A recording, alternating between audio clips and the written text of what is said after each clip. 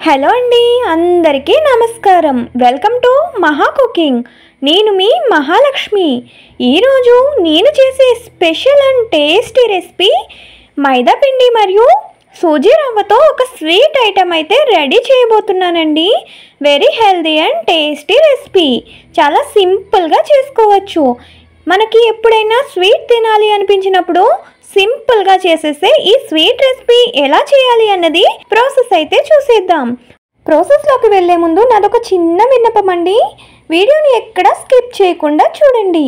ఇప్పుడు ముందుగా ఒక బౌల్ తీసుకుని 1 కప్పు మైదా పిండి తీసుకోండి. మైదా పిండి బదులుగా మీరు గోధుమ పిండి అయినా తీసుకోవచ్చు.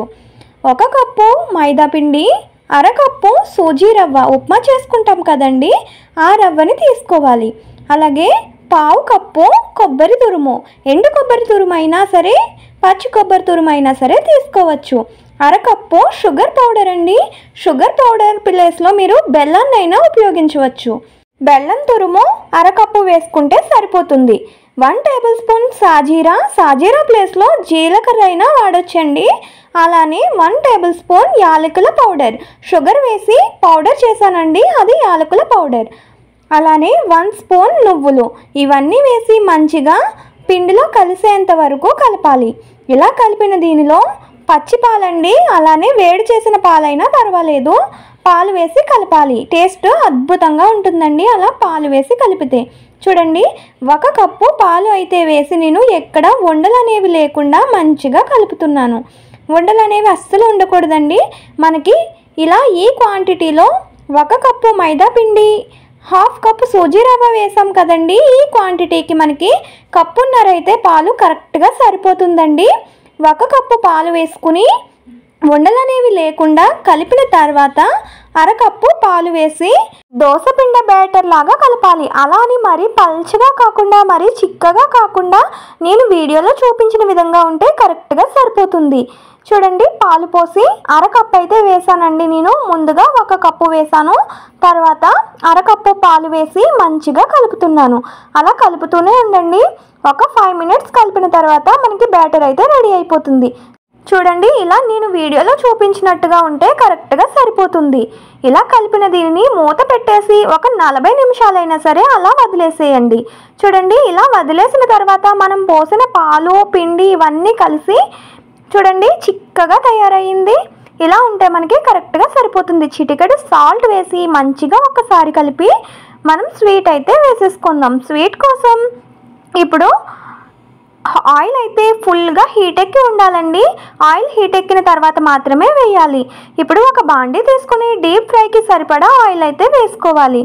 ఆయిల్ హీట్ ఎక్కిన తర్వాత మాత్రమే వేయాలి బ్యాటర్, చెప్తున్నాను కదండి, గుర్తుపెట్టుకోండి. చూడండి, ఒక గరిటె లాంటిది లోతుగా ఉన్న గరిటెని తీసుకుని ఇలా ఒక గరిట ఫుల్గా తీసుకుని బాగా హీట్ ఎక్కిన ఆయిల్లో మధ్యలో వేయాలండి. ఒక్కొక్క దాన్ని మాత్రమే వేయాలి. చాలా ఓపిక్గా వేయాలండి, కానీ ఒక్కొక్కటే పడుతుంది. మనకి ఆయిల్ హీట్ ఎక్కే కొద్దీ చాలా ఫాస్ట్గా అయిపోతాయి. ఫస్ట్ 2-3 కొంచెం టైం పడుతుంది, తర్వాత నుంచి చాలా ఫాస్ట్గా అయితే అయిపోతాయండి. చూడండి, ఇలా వేసిన తర్వాత మనం అస్సలు కదపకూడదండి. 2 నిమిషాలు అలా వదిలేసి వేడి నూనెని మనం వేసిన స్వీట్పై వేస్తూ ఉంటే మంచిగా పొంగుతుందండి. చూడండి, అలా పొంగిన తర్వాత రెండో సైడ్ కూడా గోల్డెన్ బ్రౌన్ కలర్లో వచ్చేంత వరకు వేయించి ఇలా పక్కకి ప్లేట్లోకి తీసేసుకుందాం. ఈ మిగతా పిండిని కూడా అలానే వేసుకుని మంచిగా స్వీట్స్ అన్నీ కూడా వేసేసుకుంటే మన స్వీట్ అయితే రెడీ అయిపోతుంది. చూడండి, ఇలా ఒక గరిటె నిండుగా తీసుకుని బాండి మధ్యలో వేసామంటే కరెక్ట్గా వచ్చేస్తుంది. ఫస్ట్ 2 మనం కొంచెం ఆయిల్ వేస్తే పొంగుతాయండి. ఇలా 2 సైడ్లు కాల్చుకుని తీసేసుకోవడమే. తర్వాత నుంచి మనం వేయంగానే పొంగిపోతాయండి. ఫస్ట్ 2 కొంచెం కష్టంగా ఉంటుంది, మిగతా అన్నీ కూడా పిండి వేయంగానే పొంగిపోతాయి. ఇంకా మిగతా పిండిని కూడా అలానే వేసుకుని పక్కకి తీసేసుకుందాం. అంతేనండి, ఎంతో టేస్టీ స్వీట్ అయితే రెడీ అయిపోయింది. ఇవి ఒక వారం రోజులైనా సరే నిల్వ ఉంటాయండి.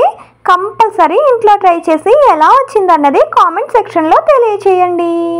ఇవి పిల్లల నుంచి పెద్దల వరకు ఎవరైనా సరే ఇష్టంగా తింటారండి.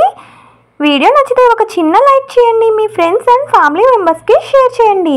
మరిన్ని కొత్త కొత్త రెసిపీస్ కోసం మన ఛానల్ని సబ్స్క్రైబ్ చేసుకోండి. మరొక సరికొత్త వీడియోతో మళ్ళీ కలుద్దాం. అంతవరకు బాయ్ బాయ్ ఫ్రెండ్స్.